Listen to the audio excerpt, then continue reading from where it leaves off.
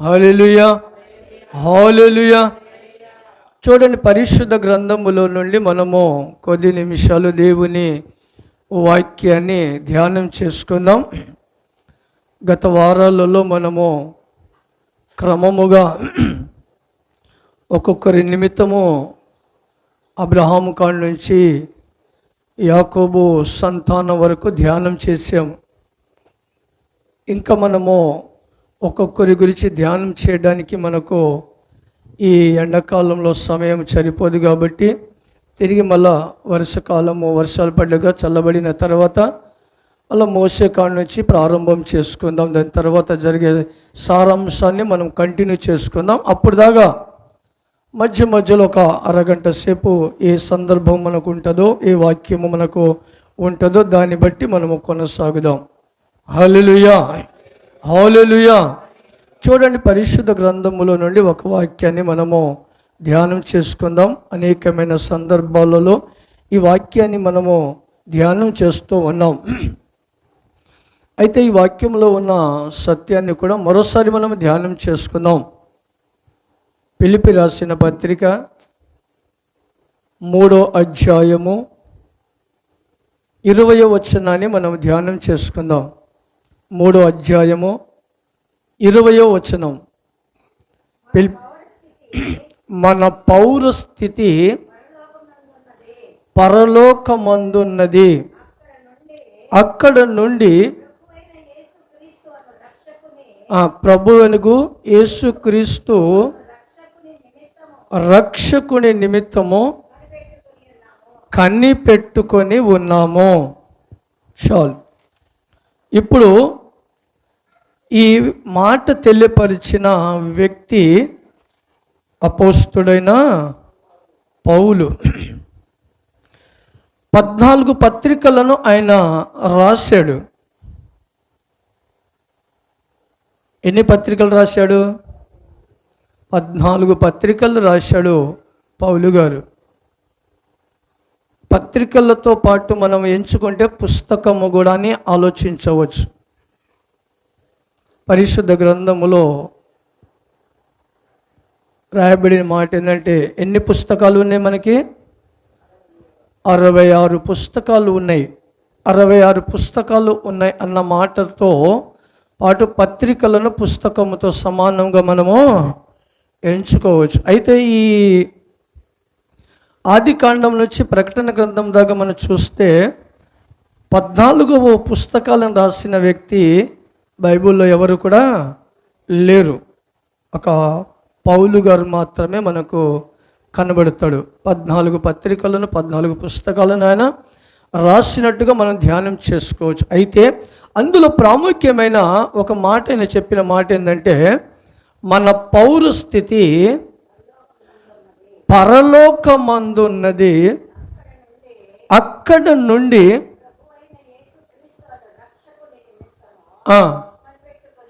కనిపెట్టుకొని ఉన్నాము. సమస్తమును తనకు లోపరుచుకున్న జాలని శక్తిని బట్టి ఆయన మన దీన శరీరమును తన మహిమ గల శరీరమునకు సమరూపము గలదానిగా మార్చును. ఇక్కడ మనకు ప్రాముఖ్యమైన 2 విషయాలు కనబడుతుంది. ఈ 2 వచనాలలో 2 విలువైన మాటలు ఉన్నాయి. ఒకటేమో మన పౌరస్థితి పరలోకంలో ఉందన్నాడు 20వ వచనం. 21వ వచనంలో అంటున్నాడు, తన శక్తిని తను లోపరుచుకోలేదంట. ఆయన తనలో దానిని దాచుకొనలేదంట. శక్తి దాన్ని తనలో దాచుకొనక మన అందరి కోసం ఆయన పంచిపెట్టాడంటని. మన దీన శరీరములను మహిమ శరీరం. నేను అందుకనే మన సంస్కారం రోజు నేను ప్రార్థన చేస్తాను కదా, అయ్యా ఈ మా మట్టి శరీరాన్ని మహిమ శరీరముగా మార్చమని. ఇదిగో ఇదే వాక్యం. హల్లెలూయా, హల్లెలూయా. తన శక్తిని తనలో అది ఎక్కడే మరుగుపరుచుకోలేదంట. తను ఆ శక్తిని మన అందరికీ పరిచయం చేస్తున్నాడంట ఆయన. మనము కూడా అటువంటి శక్తిని కూడా మనము పొందడానికని. హల్లెలూయా. అయితే పైన మనం చూసినప్పుడు మొదటి మాటగా మనము ధ్యానం చేసుకుందాం. మన పౌరస్థితి పరలోకములో ఉంది. అయితే మన పౌరస్థితి పరలోకములో అనే మాటని కాస్త పక్కన పెడితే, ఈ మాటను పలికిన పౌలు గారు అంటున్నాడు, తన పౌరస్థితి అంటే స్థితి, మన స్థితిని ఆయన అర్థము చేసుకుంటున్నాడు. మనం ఇప్పుడు ఏ స్థితిలో ఉన్నామో, పౌరస్థితి అనే మాటకి పౌర్ అంటే పరలోకంలో మన స్థితి, మన స్థితిని గురించి చెప్పాడు. అయితే ఈ భూమి మీద ఉన్న స్థితిలను గురించి మనం గమనిస్తే ఏంటి, రకరకాలైన ఆలోచన చేత స్థితిగతులు మార్చబడతాయి. స్థితిగతులు మార్చబడతాయండి. పౌలు గారి మాట చెప్పడానికి భూమి మీద తను ఒక గొప్ప స్థితిని సంపాదించగలిగిన వ్యక్తి, గొప్ప స్థితిని సంపాదించగలిగిన వ్యక్తి, ఆ గొప్ప స్థితిలో తను ఉన్నాడు కనుక ఈ భూమి మీద ఉన్న స్థితి మనకు స్థిరమైనది కాదు అంటున్నాడు ఆయన. దేవునికి స్తోత్రం. హల్లెలూయా. ఈ భూమి మీద ఉన్న స్థిరమైన ఏది కూడా లేదు. మన స్థితి అది ఎక్కడ కూడా లేదు. మన స్థితి ఎంత ఉన్నా మన శరీరములో దేవుని ఊపిరి ఉన్నంత వరకే ఆ మనిషికి విలువ. హల్లెలూయా. దేవుడు మన శరీరములో తన జీవవాయువును మన శరీరములో ఆయన ఉంచినంత వరకే దాని స్థితి.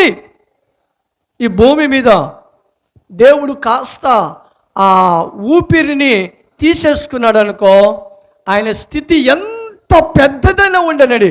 ఏంటి, బైబిల్ ఆది కాండంలో మనం చూసినప్పుడు ఆ ప్రజలు అందరూ కూడా ఏంటి, ఒక గొప్ప ఇది పెద్ద పట్టణమును, గోపురమును కట్టి మనం మంచి పేరు సంపాదించుకున్నాము అని అనుకున్న వాళ్ళు, అటువంటి గోపురం ఇక్కడ ఈ భూమి నుంచి ఆకాశానికి అంటిపోయే అంత పెద్ద గోపురము కట్టించుకొని మనం గోపురములో నివాసము చేస్తూ ఉన్నప్పటికీ దేవుని ఆత్మ మనలో నుండి వెళ్ళిపోయిన తర్వాత ఆ గోపురంలో నుండి బయటికి విసిరి పడేసేస్తారు. హల్లెలూయా.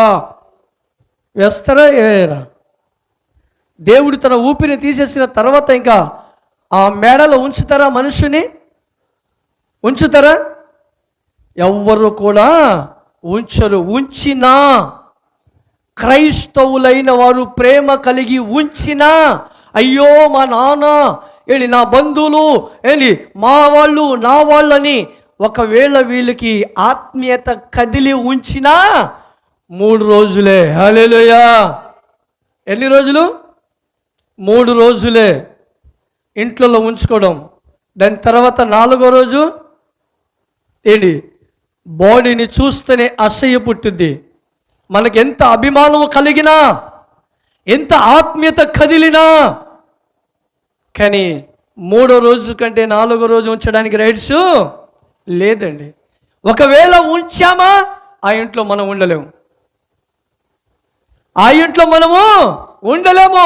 ఎందుకని ఉండలేము? శరీరము ఏంటి, కంపు వచ్చేసింది ఏంటి.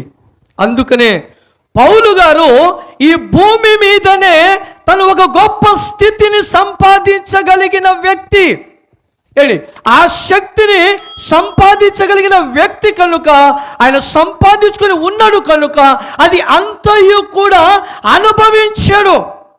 అవన్నీ కూడా అనుభవించాడు. అనుభవించి అంటున్న మాట, ఇదిగో అయ్యలారా, అమ్మలారా, ఏంది, మీరు జాగ్రత్త, మీరు జాగ్రత్త. ఎందుకంటే మీరు ఈ దైవత్వములను మీరు గ్రహించలేకపోతున్నారు. దేవుని శక్తిని మీరు గ్రహించలేకపోయారు. ఏంటి? మీరు సమాజమును గురించి ఆరాట పడవలసిన అవసరము లేదు. హల్లెలూయా. ఈ సమాజములను గురించి మీరు ఆరాట పడవలసిన అవసరము లేదు. నేను ఒక మంచి పౌరస్థితిని నేను ఈ భూమి మీద సంపాదించాను. నేను పౌరస్థితిని నేను సంపాదించాను. అది నా తండ్రి వలన నాకు కలిగి ఉన్నది. అందుకనే పౌలు గారు ఒక సందర్భంలో అంటాడు, నేను పుట్టుక నుండే పౌరస్థితి కలిగిన వ్యక్తిని అంటాడు ఆయన. పుట్టుక నుంచి అపోస్తుల కార్యము 22వ అధ్యాయము 26వ వచనం కానించి మనం చదువుకుంటూ వెళ్తే అక్కడ రాయబడిన మాట చూడండి. ఇక్కడ రోమా పౌరస్థత్వము కలిగిన వాడలో. హల్లెలూయా. ఎవరిది కలిగి ఉన్నాడట? రోమ పౌరుషము కలిగిన వ్యక్తిని అని తను తెలియపరుస్తున్నట్టే ఈ పౌరస్థితి ఆయనకి ఈ సమాజంలోనే కలిగి ఉన్నది. చదవండి మీకు అర్థమయ్యేటట్టుగా. 22వ అధ్యాయము 26వ వచనం 25 నుంచి చదవండి, ఇంకా క్లారిటీగా అర్థమైంది.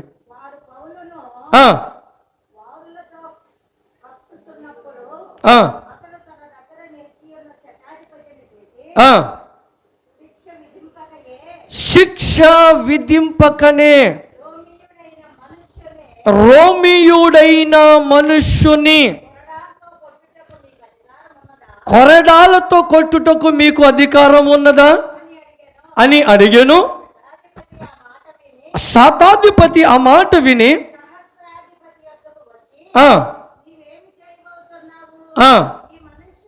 ఈ మనుష్యుడు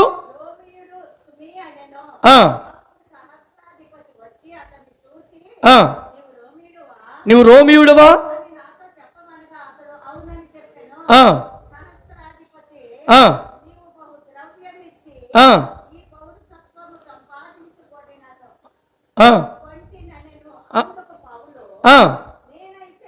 నేనైతే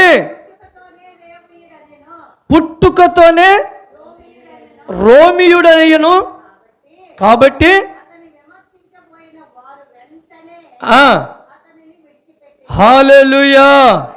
ఎప్పటి నుంచి ఆయనంట? పుట్టుక నుండే. అక్కడ కొన్ని సందర్భాలు చూస్తే మనం సమాజంలో మనం గమనిస్తున్నప్పుడు ఈ పౌరస్థితి సమాజంలో సంపాదించడానికి 3 రకాలైన పౌరస్థితిని మనం సంపాదించవచ్చని. ఒకటేమో డబ్బుతో కొనవచ్చు. రెండోది ఏంటంటే అభిమానముతో సంపాదించవచ్చు. మూడోది స్వశక్తితో దానిని సంపాదించవచ్చు. స్వశక్తితో సంపాదించేది ఏంటి అని ఆలోచిస్తే స్వశక్తితో సంపాదించే పౌరస్థితి మనకు పరలోకములో ఉంటుంది. దేవునికి స్తోత్రం. హల్లెలూయా. స్వశక్తితో మనము సంపాదించేది పౌరస్థితి 2 రకాలమైన ఏంటంటే, ఒకటి ధనముతో సంపాదించేది, రెండోది ఏంటంటే పుట్టుకతో వచ్చేది ఏంటంటే తన తల్లిదండ్రులు సంపాదించినది. దేవునికి స్తోత్రం. హల్లెలూయా. తన తల్లిదండ్రులు సంపాదించినది ఆ క్రమము చొప్పున పిల్లలకు వచ్చేది. మూడవది తన స్వశక్తితో సంపాదించే పౌరస్థితి. హల్లెలూయా. అందుకనే పౌలు గారు అటువంటి తన పుట్టుక నుండే ఆయన తన తల్లిదండ్రుల ద్వారాగా వచ్చిన పౌరస్థితి. అందుకని ఆయన అక్కడక్కడ ప్రభువును ఎరిగినప్పుడు ప్రభు తనను పట్టుకోకముందు ప్రభు పిల్లలు ఎక్కడైనా ప్రార్థన చేసేవాళ్ళు కనబడితే అందరినీ హతమార్చేవాడు. ఆయన అందరినీ చంపివేసేసాడు. ఎందుకని? తన స్థితిగతులను బట్టి. హల్లెలూయా. తన స్థితిగతులను బట్టి ప్రభు పిల్లలు అందరినీ కూడా ఆయన హతమార్చడానికి పరిగెత్తేవాడు. అందుకనే ఆ స్థితిలో నుండి ఆయన వచ్చిన వ్యక్తి కాబట్టి అదంతా కూడా అనుభవించిన తర్వాత ఆయన బయలుపరిచిన ఈ మాట అండి. అందుకని ఒక సందర్భంలో అంటాడు, ఈ లోకమంతయు కూడా దేంతో పోల్చాడు ఆయన? పెంటతో సమానముగా.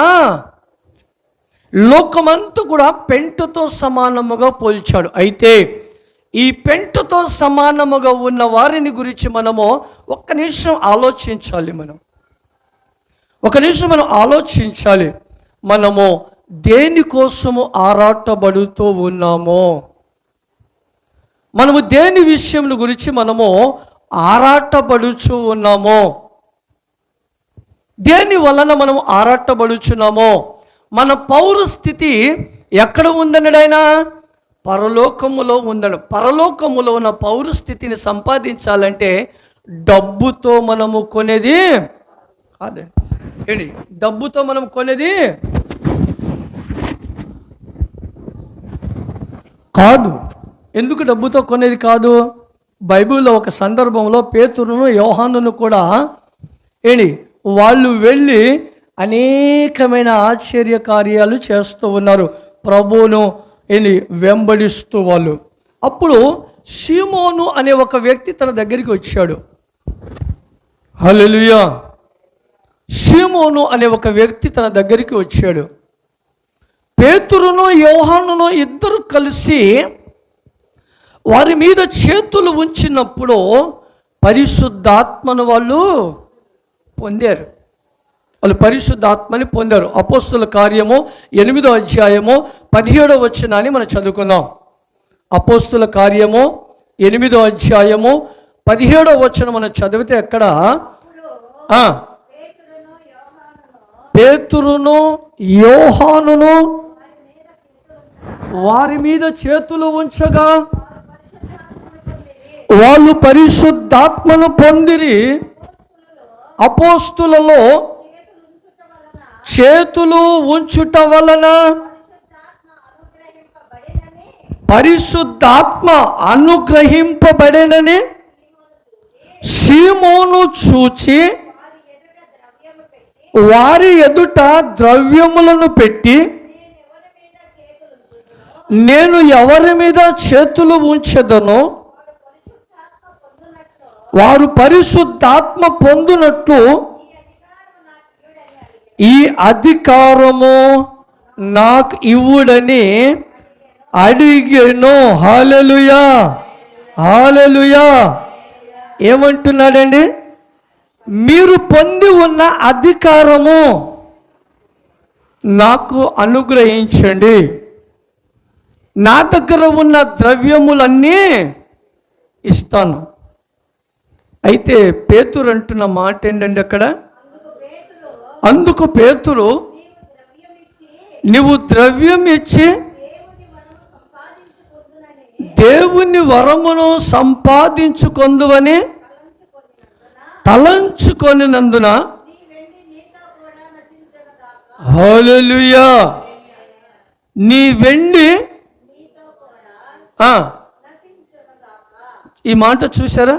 నశించును, నీతోనే నశించును.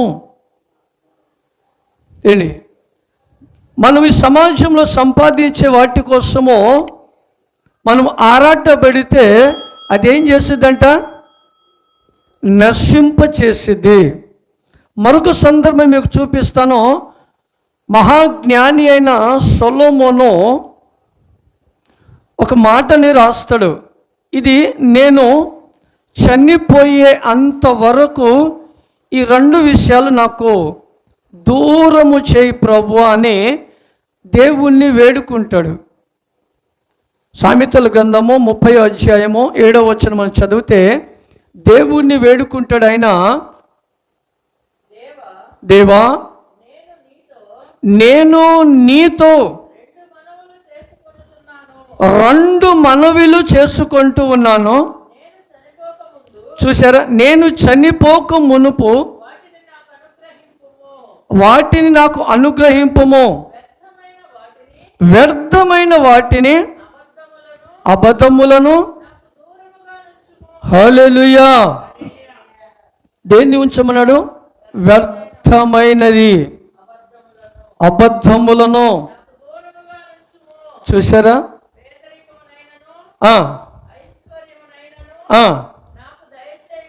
హల్లెలూయా. చాలు. ఇక్కడ ఆయన చెప్తున్న మాట ఏంది? అబద్ధములను దూరము చేయి. వ్యర్థమైనది భూమి మీద ఉన్నది ఏది కూడా నా దగ్గరికి రానివద్దు. వ్యర్థమైనవి. ఇప్పుడు మనం గమనిస్తే వ్యర్థమైన విషయాన్ని గురించి ఆయన అన్ని అనుభవించాడు కాబట్టే ఈ మాటలు పలికాడు. అపోస్తుడైన పౌలు గారు కూడా ఈ భూమి మీద ఉన్న సమస్తాన్ని కూడా తను ఎరిగాడు కనుక ఇదిగో మన పౌర స్థితి ఇక్కడ లేనే లేదు. మన పౌర స్థితి ఇక్కడ కాదు. మన పౌర స్థితి పరలోకం ముందుంది. అయితే మా పరలోకంలో ఉన్న ఆ పౌర స్థితిని మనము దాన్ని కాపాడుకోవాలి. హల్లెలూయా. దేవుడు ఆ పౌర స్థితిని అక్కడ ఉంచాడు కాబట్టి ఈ భూమి మీద ఉన్నది సమస్తమును కూడా అది వ్యర్థమైన మన స్థితిలో. అయితే మన కోసము దేవుడు ఉంచిన మన పౌర స్థితి పరలోకంలో ఉంది కాబట్టి దానిని మనం ఏం చేయాలి? కాపాడుకోవాలి. హల్లెలూయా, హల్లెలూయా. దానిని మనం కాపాడుకోవాలి. దాన్ని కాపాడుకోవటానికి డబ్బుతో మనం కాపాడుకోవడానికి అది రాదండి. అబద్ధం ఆడి దాన్ని కాపాడుకోవటానికి కొంతమంది చెప్తూ ఉంటారు వారి గొప్పతనం కోసమో వారిలో గొప్పతనము రావడానికి వాళ్ళు చెబుతూ ఉంటారు. నేను ఒకసారి అప్పుడు ఆటో వేస్తున్నప్పుడు గుజ్జరగొండ సెంటర్లో ఒకసారి టిఫిన్ చేస్తున్నప్పుడు ఒక ఆటో వేసే అబ్బాయి వచ్చాడు. ఆటో వేసే అబ్బాయి వచ్చి పాపం ఆ టిఫిన్ సెంటర్లో వాళ్ళు ఏర్పాటు చేసిందే తిని వారికి ఇచ్చే డబ్బులు ఇచ్చి రావాలా. ఆయన చెబుతాడు, నేను గోవాలో జరిగే బిర్యానీలు రోజు తిని నాకు ఇసుకు పుడుతుందని నేను ఇక్కడ నీ దగ్గరికి వచ్చాను. ఇసుకు పుడుతుందని నీ దగ్గరికి వచ్చాను, నీ కాడికి వస్తే ఈ టిఫిన్ ఉందా అని అన్నాడు ఆయన. నాకు కాస్త ఏదో ఒక రకంగా అనిపించింది. నేను అన్నాను, గోవాలో బిర్యానీ తినే నీకు రెస్టారెంట్ హోటల్లో తినాలి కానీ ఆఫ్టర్ చిన్న రోడ్డు మీద టిఫిన్ పెట్టిన కానీ నీవు రావడానికి ఎందుకయ్యా నీకు అంతా? రోడ్డు మీద వాళ్ళు పాపం వాళ్ళ కూటి కోసం వాళ్ళు ఏదో ఒకటి చేసుకున్నారు, టిఫిన్ చేస్తున్నారు, వాళ్ళు బ్రతుకుతున్నారు. గోవాలో తిని రోజు నువ్వు ప్రతిరోజు గోవాకి వెళ్ళి తిని నీకు ఇసుకు పుట్టిన ఏదో రెస్టారెంట్లో వెళ్ళి టిఫిన్ చేయి. రెస్టారెంట్లో వెళ్ళి టిఫిన్ చేయాలి కానీ ఇక్కడ వచ్చి పాపం వారిని ఎక్కిరిస్తే ఎట్లా? వారికి ఉన్న దాంట్లో వాళ్ళు పెడుతున్నారు, ఇష్టమైన వాళ్ళు తింటారు, లేక తెలియదు. అలా పొగడే వాళ్ళు చాలామంది ఉంటారు.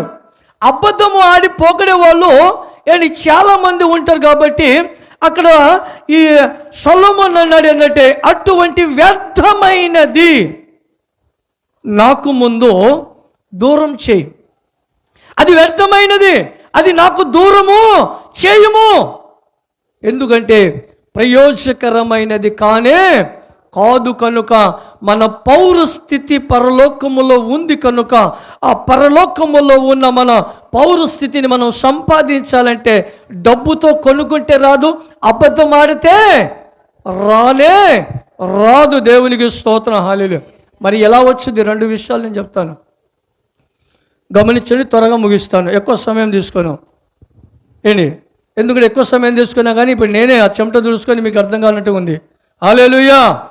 అయితే మొదటిగా మనం గమనిస్తే యోహాను సువార్త 3వ అధ్యాయము 5వ వచనాన్ని మనం చదువుకుందాం. యోహాను సువార్త 3వ అధ్యాయము 5వ వచనాన్ని మనం చదువుకుందాం.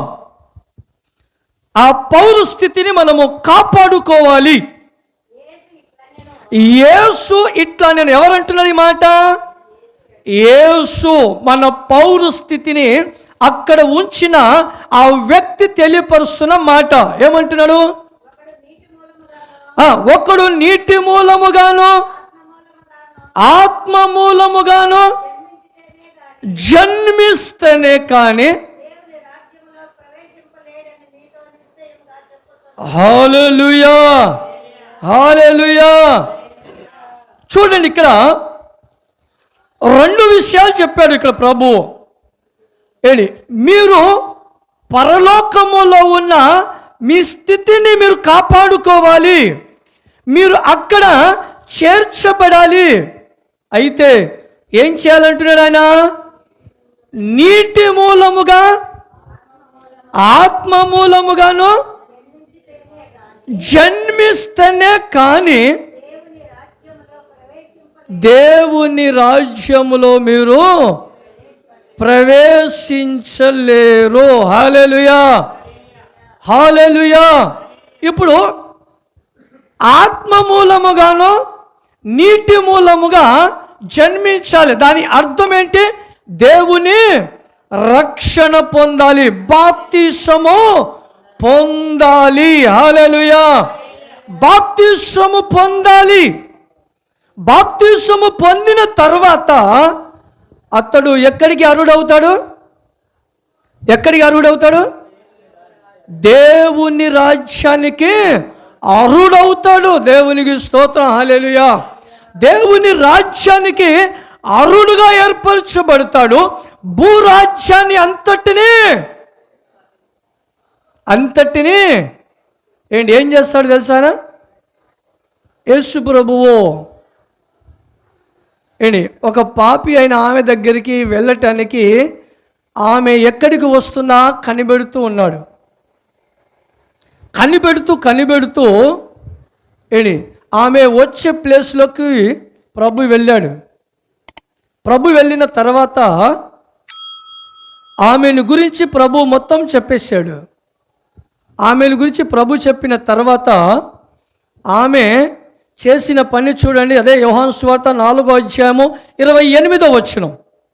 4వ అధ్యాయము 28వ వచనం. ఆ స్త్రీ తన కుండను విడిచిపెట్టి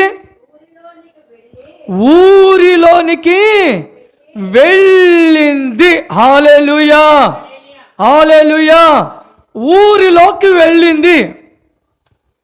ఊరిలోకి వెళ్ళిన మాటని మరొక చోట చూపిస్తాను 2వ అంశంలో. ఊరిలోకి వెళ్ళింది. ఏం చేసిందామా?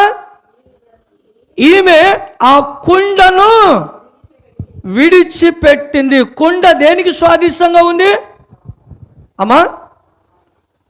కుండ దేనికి స్వాదిష్టంగా ఉంది? లోకానికి స్వాదిష్టముగా ఉన్నది. హల్లెలూయా. ఈ లోకానికును స్వాదిష్టముగా ఉన్నది కనుక అంతకు ముందు దేవుని వాక్యము తనలోకి రాక మునుపు, తన చరిత్రను ప్రభువు చెప్పక మునుపు తను లోకములోనే జీవిస్తూ ఉంది. ఆమె లోకంలోనే జీవిస్తూ ఉండి ప్రభువు మాటలు ఆమెకి తెలియపరచబడినప్పుడు, ప్రభు తన చరిత్రను చెప్పేసినప్పుడు ఆమె ఏం చేసింది? కుండ విడిచిపెట్టింది. కుండని ఇంత పైనుంచి విడిచిపెట్టండి, అలాగున ఉంటుందా అమ్మా? అలా విడిచిపెడితే పగిలిపోద్దా ఉంటుందా? పగిలిపోద్ది. ఆ కుండ పగిలిపోయిన తర్వాత కుండ పగిలిపోయిన తర్వాత మళ్ళీ దాన్ని అతికించవచ్చా?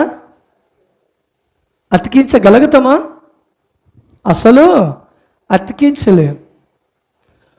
ప్రభువులోకి మనము వచ్చిన తర్వాత, మనము బాప్తిస్మము పొందిన తర్వాత, మన పాపము కుండ పగలగొట్టబడిన తర్వాత మళ్ళీ దాంట్లో నీళ్ళు పోసుకుంటామా?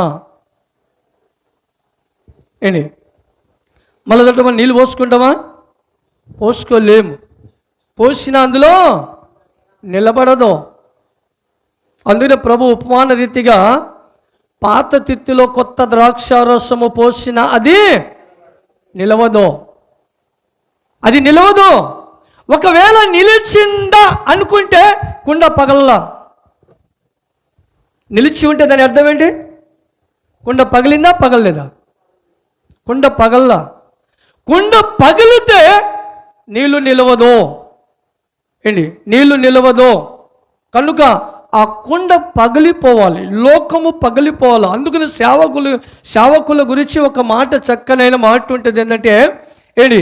సేవకుడు అనే మాటకి సే అంటే శవముతో సమానం. దేవునికి స్తోత్రం, హల్లెలూయా. సేవకుడు అనే మాటకి అర్థము శవముతో సమానము. శవము ఇంకా దేనిని ఆశించదా? దేనిని కూడా ఆశించదు. సేవకుడుగా ఏర్పరచబడిన తర్వాత ఏంటి? ప్రభువుకు తప్ప ఇంకా దేనిని ఆశించరు. లోకాన్ని ఏది కూడా ఆశించరు. ఒకవేళ ఆశించాడా ఇంకా చావాలి ఆయన. ఆయన చావలా. చనిపోయిన వాడైతే ఖచ్చితంగా ఆయన సేవకుడు.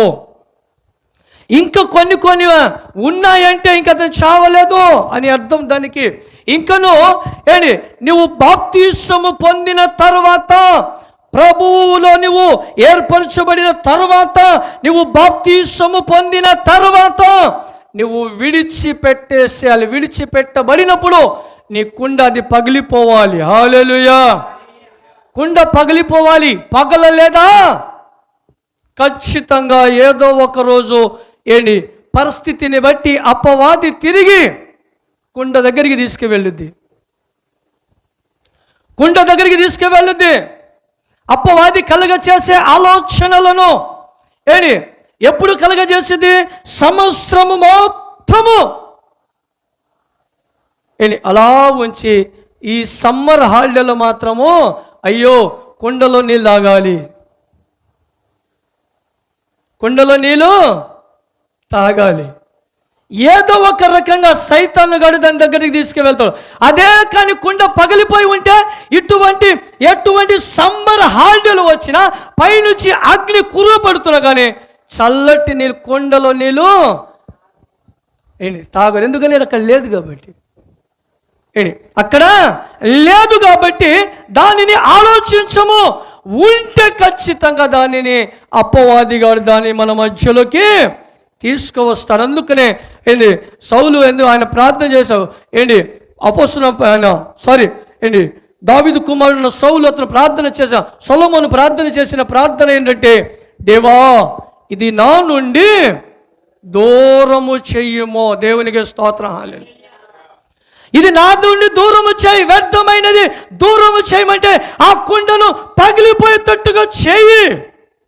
నా వల్ల అవ్వట్లేదు, నీ వల్ల అవ్వలేదా? దాన్ని ప్రభుకి అప్పచెప్పు. ఆయన చూసుకుంటాడు. ఆయన చూసుకున్నాడు అనుకోండి, తర్వాత మనము చాలా ఇబ్బందులు పాలవుతాం. గుర్తుపెట్టుకోండి. ప్రభు చూసుకోవాలి అని ప్రభు చేతిలో మనం అప్పచెప్పామనుకో చాలా ఇబ్బందులు పడతాం తర్వాత మనం. అందుకని ప్రభువు మనకు ఇబ్బందులు కలగచేసే కన్నా ముందే మనము దానిని సరి చేసుకొని ఈ భూమి మీద బాప్తిసము పొందిన తర్వాత మన కుండ పగలగొట్టబడాలి. ఖచ్చితంగా పగలగొట్టబడలేదా బాప్తిసము తీసుకున్న వాటికి ఇంకా విలువ లేదు. నువ్వు పరలోక రాజ్యంలోకి చేర్చబడలేవు. హల్లెలూయా. నువ్వు చేర్చబడలేవు, పరలోకంలో అసలు చేర్చబడలేవు. బాప్తిసం నేను తీసుకున్నానని అనుకుంటే అక్కడ ఛాన్స్ లేదు నీకు.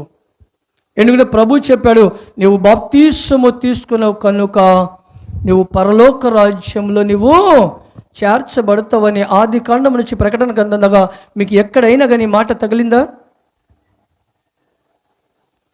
ఆది కాండం నుంచి ప్రకటన గ్రంథం కదా మీరు చదివిన వారైతే మీకు ఎక్కడైనా తగిలిందా? మీరు బాప్తిసము పొందారు కాబట్టి పరలోక రాజ్యానికి చేర్చబడతారని. పరలోక రాజ్యానికి చేర్చబడని ఇదిగో ప్రకటన గ్రంథంలో తెలియపరిచిన మాట, వారి వారి క్రియలు చొప్పున అన్నాడు. హల్లెలూయా. క్రియలు కావాలి ప్రభుకి. క్రియలు లేకుండా దేవునికి ఇష్టడై ఉండుట అసాధ్యం అన్నాడు. క్రియ లేకుండా ప్రభుకి ఇష్టడై ఉండుట అసాధ్యం అన్నాడు. అందుకనే నువ్వు బాప్తిసానికి తగిన క్రియలు నీలో రావాలి. దేవునికి స్తోత్రం, హల్లెలూయా. నీవు డబ్బు సంపాదించిన, సమాజంలో ఘనత సంపాదించిన, నీ చుట్టుపక్కల 100 మంది ఉన్నా, నీ చుట్టుపక్కల 1,00,000 మంది ఉన్నా, ఏంటి నీవు ప్రభువు వాక్యానుసారంగా లేకపోతే ఖచ్చితంగా నరకానికే నీవు దేవునికి స్తోత్రం చెప్పావు. ఏంటి ఖచ్చితంగా నీవు నరకానికే. ఏంటి అయితే ఈ స్త్రీ ఆ కొండ విడిచిపెట్టి ఎక్కడికి వెళ్ళింది? ఊరిలోకి వెళ్ళింది. దేవునికి స్తోత్రం, హల్లెలూయా. ఏ ఊరికి వెళ్ళిందామా? ఏ ఊరికి వెళ్ళిందండి? తన బంధువుల ఊరికి వెళ్ళిందా? ఏంటి తన ఆత్మీయుల ఊరికి వెళ్ళిందా? ఏంటి పరలోకం అనే ఊరిలోకి చేర్చబడింది. దేవునికి స్తోత్రం, హల్లెలూయా. అందుకనే అబ్రహాముని గురించి ఒక రాయబడిన మాట ఉంది. అబ్రహాము నిరీక్షణ కలిగి ఉన్నాడు. దేనికోసము? అబ్రహాము నిరీక్షణ కలిగి ఉన్నాడని ఎబ్రీ రాసిన పత్రికలో రాయబడిన మాట. దేని గురించి ఎదురు చూస్తున్నాడు ఆయన? తన కోసం ఉంచబడిన చాలా విలువ కలిగిన పట్టణము కోసము ఆయన ఎదురు చూస్తూ ఉన్నాడంట. దేవునికి స్తోత్రం, హల్లెలూయా. మహా విలువ కలిగిన పట్టణము కోసము అబ్రహాము ఎదురు చూస్తూ ఉన్నాడని రాయబడి ఉందండి. అందుకనే ఆమె ఏ పట్టణంలో చేర్చబడింది? ఇప్పుడు పరలోక పట్టణములోకి చేర్చబడింది. దేవునికి స్తోత్రం, హల్లెలూయా. పరలోకంలో మనం చేర్చబడాలి అంటే, మన పౌరస్థితిని మనం కాపాడుకోవాలి అంటే మనము బాప్తీసము తీసుకోగానే సరిపోదు నాన్న. బాప్తీసము తీసుకునేటప్పుడు మనం అంతకుముందు వెంబడిస్తున్న ఆ కుండనే విడిచిపెట్టాలి. హల్లెలూయా. కుండను మనము విడిచిపెట్టాలి. మొదటి పాయింట్గా నీకు ధనం ఉండొచ్చు, ధనధాన్యం ఉండొచ్చు, జ్ఞానం ఉండొచ్చు, ఎన్ని జ్ఞానాలు ఉన్నా ప్రభు చెప్పిన మాటలు చాలా చాలా ఉన్నాయి. అయితే ఇప్పుడు మరొక రెండో మాటని మనము గమనించినప్పుడు,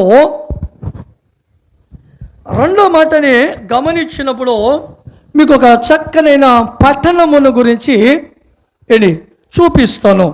ఆదికాండము 4వ అధ్యాయము 17వ వచనాన్ని మనం చదువుకుందాం. ఎవరంటే ఇతను? కయ్యోను తన భార్యను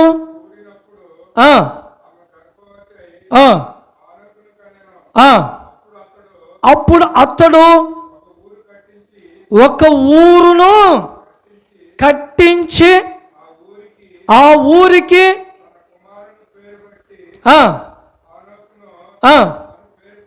హల్లెలూయా, హల్లెలూయా. ఇప్పుడు ఈ పట్టణముల గురించి మనం గమనించినప్పుడు ఈ కయ్యోనును గురించి ఎందుకు ఈరోజు మనం ధ్యానిస్తున్నామంటే, మనం పరిశుద్ధంగా ఏర్పరచబడిన తర్వాత పరలోకంలో చేర్చబడతాము. అయితే ఈ కయ్యోనును గురించి మనం గమనిస్తున్నప్పుడు, కయ్యోను ఒక పాపి అయిన వ్యక్తిగా కనబడతాడు. మన అందరికీ తెలిసిన మాట. ఏ వ్యక్తిగా కనబడతాడు? ఒక పాపి అనే వ్యక్తిగా కనబడతాడు. పరిశుద్ధ గ్రంథములో పరిశుద్ధుని గురించి పుస్తకం రాయబడింది, పాపుల గురించి కూడా పుస్తకం ఒకటి రాయబడిందండి. ఇంటికి వెళ్ళక చదువుకోండి చక్కగా. పరిశుద్ధులైన వారిని గురించి ఒక పుస్తకం రాయబడింది, పాపుల గురించి కూడా మరొక పుస్తకం రాయబడింది. పరిశుద్ధుని గురించి ఏ పుస్తకం అని మనం గుర్తు చేసుకుంటే, ఎబ్రీ రాసిన పత్రిక 11వ అధ్యాయములో అబ్రహాము కాడ నుంచి మొదలు పెట్టుకుంటే యేసుక్రీస్తు దాకా కూడా పరిశుద్ధుని అందరి గురించి అక్కడ రాయబడింది. పాపుల గురించి ఏ పుస్తకం ఉంది అని మనం గమనిస్తే యూద పత్రికని మనము జ్ఞాపకము చేసుకోవచ్చు. హల్లెలూయా, హల్లెలూయా. ఏ పత్రిక పాపులకు?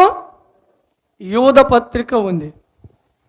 యూద పత్రికలో ఇతను జాబితా చేయబడిన వ్యక్తి కయ్యోను. ఇతనిలో ఏ విషయముల గురించి మనం ఇతను పాపి అని చెప్పగలుగుతాము? ఎందుకు? ఆయన మనిషే కదా. అతను మనిషా లేకపోతే వేరే ఒక వ్యక్తియా? అతడు కూడా మనిషే కదా. మనిషిగా ఏర్పరచబడినప్పుడు ఈ మనిషిని మనిషిగా పోల్చాలి కానీ, మనిషిగానే ఎంచాలి కానీ, మరి పాపి అని ఎందుకు చెప్తారు? ఇతనే పాపి అని ఎందుకు చెప్తున్నారు? అతని తమ్ముడును ఏబేలును ఎందుకు చెప్పలేదు? ఇతని పాపిని ఎందుకు చెప్తున్నారు? ఇతనిలో ఉన్న క్రియలను బట్టి, అతనిలో ఉన్న లక్షణాలను బట్టి. ఇది ఆయనకి ఏమైనా అర్థమైందా? ఆయనకి అర్థం కాల. నేను ఈ స్థితిలో ఉన్నట్లుగా ఆయనకి అర్థం కాలే. మరి ఎవరికి అర్థమైంది? ప్రభుకి అర్థమైందండి. ఆయన స్థితిలో ఉన్న విషయము ఆయనకి అర్థం కాలా. నేను ఇంత దిగజారిపోతున్నానని తనకు అర్థం కాలేదు. కానీ ఎవరికి అర్థమైంది? దేవునికి అర్థమైంది. మన స్థితిగతులు ఎవరికి అర్థమైంది? దేవునికి అర్థమైంది. మనుషులకు అర్థం కాదు. ఒకళ్ళు వచ్చి చెప్పిందాక మరొకరికి అర్థం కాదు. ఒకవేళ అర్థం అవ్వాలన్నా, నిజము చెప్తారన్నా ఏంటి నమ్మకము ఉండదు. ఉంటుందా? అబద్ధ వ్యక్తి వచ్చి 100 నిజాలు చెప్పినా నమ్ముతారా? ఏంటి మొన్న కాస్త ఒక 2 నెలల క్రితము ఒక మాట ఏంటంటే, మా బావ తాగితే మాటికి ఫోన్ చేస్తూ ఉంటాడు. తాగితే చాలు ఇక మాకు నిద్రపోనియాడు. అందుకనే ఆయన దెబ్బకి నేను నైటు సైలెంట్లో పెట్టుకుంటా సెల్లుని, నిద్రపోనియాడు. ఒకరోజు ఆయన 9ంటికి ఫోన్ చేశాడు. నిజం ఫోన్ చేశాడు. ఏంటి ఒక వ్యక్తి చనిపోయారు. చనిపోగానే ఆయన ఫోన్ చేశాడు. అబ్బా ఈయన గోల తట్టుకోలేమని ఫోన్ ఎత్తలా. ఆయన పరిస్థితి ఫోన్ ఎత్తలా. సరేలే అనుకొని నైట్ 1 గంటకి ఆ రోజు అలే ఇసుకించిన ఫోన్ ఎత్తలా. తర్వాత తెల్లవారుజామున మా పెద్ద బావ ఫోన్ చేసి అంటాడు, నీకు ఎవరైనా ఫోన్ చేశారా అన్న. నాకెవరు చేయలేదు ఆయన. ఇదిగో ఇట్లా మీ అన్న చనిపోయాడు, మీ పెద్దమ్మ కొడుకు చనిపోయాడు. మరి తర్వాత వీని ఫోన్ చేశాను నేను, మా చిన్న బావని ఫోన్ చేస్తే, నేను రాత్రి నీకు ఇన్నిసార్లు ఫోన్ చేస్తే నువ్వు ఎత్తలేదు, ఇప్పుడు ఎలా ఉంది నీకు అన్నాడు. ఓరే నాయన, నీ దరిద్రం ఆలోచన ఆపురన్నాల నువ్వు ముందు విసిగించడం మానరా నాయన. ఏది నీవు చేసే ప్రతి పని వలన ఇప్పుడు మేలుకరమైన నేను కోల్పోయాను అని తర్వాత అప్పటికప్పుడు వెళ్ళడానికి ప్రయత్నం చేశాను. దేవునికి స్తోత్రం. హల్లెలూయా. అబద్ధికులు ఎంత నిజం చెప్పినా వారి మాటలను మనము నమ్మలేము. కానీ నిజము కలిగిన వ్యక్తి, న్యాయంగా నడుచుకునే వ్యక్తి, ఆయన 4 అబద్ధాలు చెప్పినా నమ్మగలుగుతాం మనం.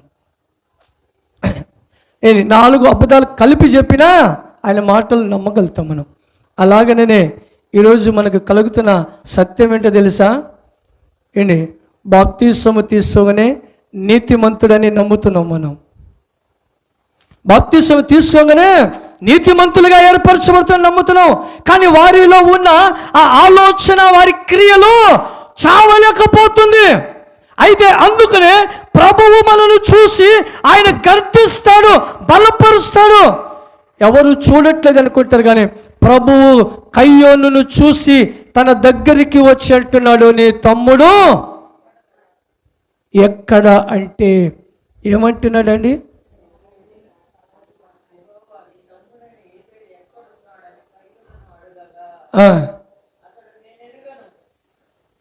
నేను ఎవరితో అబద్ధం ఆడాడినా? దేవునితో అబద్ధం ఆడాడు. కొంతమంది దరిద్రులు అంటారు, దేవుని ఒట్టండి. ఏంటి చేసే తప్పులు చేస్తారు, తిరిగి దేవుని మీద ఒట్టండి. ఎందుకు ఇంకా నరకానికి వెళ్తారో అర్థం కాదు. దేవునికి స్తోత్రం. హల్లెలూయా. అందుకని ఇక్కడ కయ్యోను గురించి మనం చూసినప్పుడు, కయ్యోను పాపపు జీవితములో ఉండి, పాపపు లక్షణాల్లో ఉండి తను ఏం కట్టించాడు?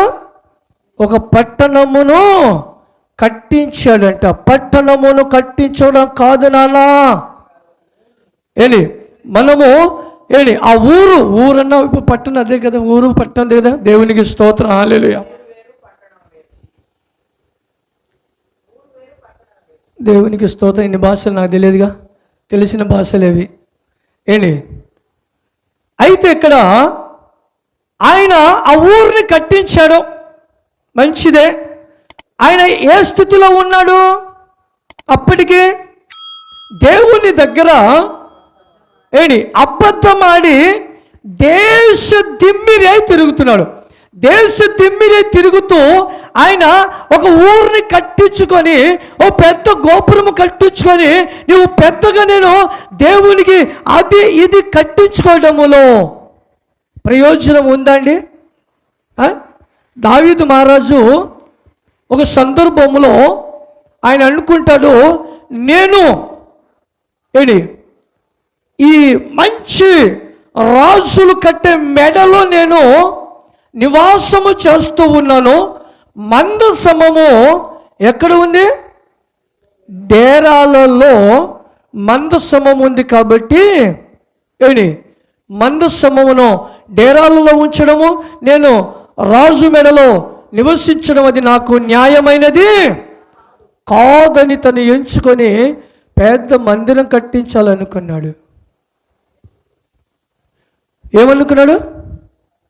పెద్ద మందిరం కట్టించుకోవాలనుకున్నాడు. అప్పుడు దేవుడు ఏమన్నాడు? మందిరమును నువ్వు కట్టవద్దు. ఎందుకు కట్టకూడదు? నీ చేతిలో, హల్లెలూయా హల్లెలూయా, చూశారండి, నీ చేతులు రక్తముతో పాపముతో నిండి ఉన్నాయి.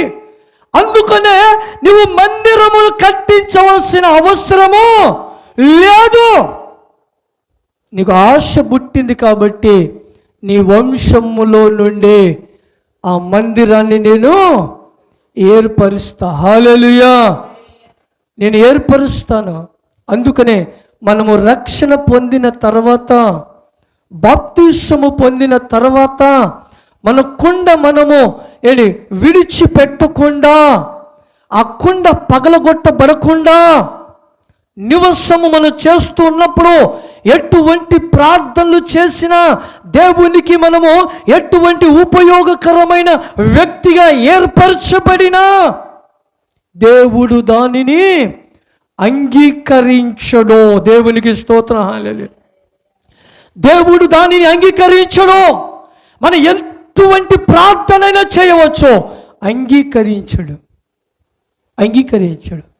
దావీదు మహారాజు కంటే గొప్పలమా మనం? దావీదు మహారాజు కంటే మనం గొప్పలమా? ఆయనని దేవుడు ఏ స్థాయి నుంచి ఏ స్థాయి దాకా తీసుకువెళ్ళాడు. ఆయనకే దేవుడు మందిరమును కట్టించకూడదు నువ్వు అనేసేసాడు ఆయన. మరొక సందర్భంలో అంటాడు, దావీదు నాకు హృదయానుసారమైన వ్యక్తి కూడా అన్నాడు దేవుడు. అతని హృదయానికి హత్తుకున్న వ్యక్తి, కానీ మందిరం కట్టనివ్వాల. చూసారా? దేవుడు కూడా అదే చూస్తాడు. కయ్యూను ఆ పట్టణాన్ని కట్టించాడు. అందుకనే బైబిల్లో ఒక చక్కనైన మాట ఏంటంటే, పట్టణమును పట్టుకొనుట కంటే మనస్సును స్వాధీనపరుచుకోవడము మేలు. హల్లెలూయా. రాజులంట పట్టణములను పట్టుకున్న దానికంటే, చూసారా, రాజులు ఏం చేసేవాళ్ళంట? పట్టణములను పట్టుకున్న వాటికంటే మనస్సును స్వాధీనపరుచుకోవడము మేలంట. దేవునికి స్తోత్రం, హల్లెలూయా. మనము ఏదేదో చేయాలని కాదు, మనము ప్రభు సన్నిధిలో ముందు మన మనస్సును స్వాధీనపరుచుకోవాలి. మనస్సు స్వాధీనపరుచుకోవాలి. అప్పుడు దేవుడు మనకు ఏమి చేయాలనుకునేది అది ఆయన చేస్తాడండి. దేవునికి స్తోత్రం, హల్లెలూయా. దేవుని ప్రణాళిక లేకుంటే మనం భూమి మీదకి రాలేదు. దేవుని ఆలోచన లేకుంటే మనము నడిపింపబడలేకపోతున్నాం. దేవుని ఆలోచన చేత నడిపింపబడుతున్నాం కనుక రెండు విషయాలు, ఇంకా మనం ఆ పట్టణం గురించి వెళ్తే ఇంకా చాలా విషయాలు ఉన్నాయి, కానీ 2 పాయింట్లు మనము పరలోకములో ఉన్న మన పౌరస్థితిని కాపాడుకుంటానికి ప్రభు అయిన యేసుక్రీస్తు మన దగ్గర ఉన్న ద్రవ్యముల చేతనో జ్ఞానము చేతనో బైబిల్ అన్నాడు, దేవుడు జ్ఞానులను సిగ్గుపరిచే నిమిత్తము మనకున్న ఎటువంటి జ్ఞానమైన కావచ్చు, మన దగ్గర ఉన్న ధనధాన్యము కావచ్చు, వాటి ద్వారాగా మనము మన పౌరస్థితిని మనము పొందలేము. పొందాలంటే మనము దానిని కొనలేము. అందుకనే దానిని కొనటానికి మనకు శక్తి లేదు. కనుక ప్రభువే ఆయన ఇచ్చాడు ఏంటంటే తన స్వరక్తములను తన స్వరక్తములను చిందించి ఆ రక్తము విలువ పెట్టి మనలను కొనివేసేసి మనకు మన పౌరస్థితిని మనకు అందింపచేసిన శక్తివంతుడైన దేవుడు ఆయన. హల్లెలూయా, హల్లెలూయా. ఇప్పుడు మన పౌరస్థితి మనం కొనగలుగుతామా? కొనలేము కదా. చేర్చబడతామా? చేర్చబడలేము కదా. ఎవరి త్వరగా చేర్చబడతామో? ప్రభు వల్లనే చేర్చబడతాము. అందుకనే ప్రభు మనం అక్కడ చేర్చబడడానికి తన రక్తాన్ని చిందించి తన రక్తములో కడగబడిన మనము పాపపు కొండను విడిచిపెడదాం, పాపపు లోకాన్ని విడిచిపెడదాం, ఆలోచనలను దూరపరుచుదాం. మనకున్న ఆలోచనలు అనేకమైన వస్తూ ఉంటాయి, దానిని దూరపరుచుదాం.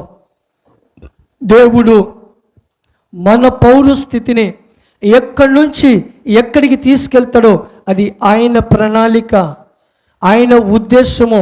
అందుకనే ఆ ఉద్దేశంలో మనము నిలిచి ఉందాం, ఆయన ఆశీర్వాదాన్ని పొందుదాము.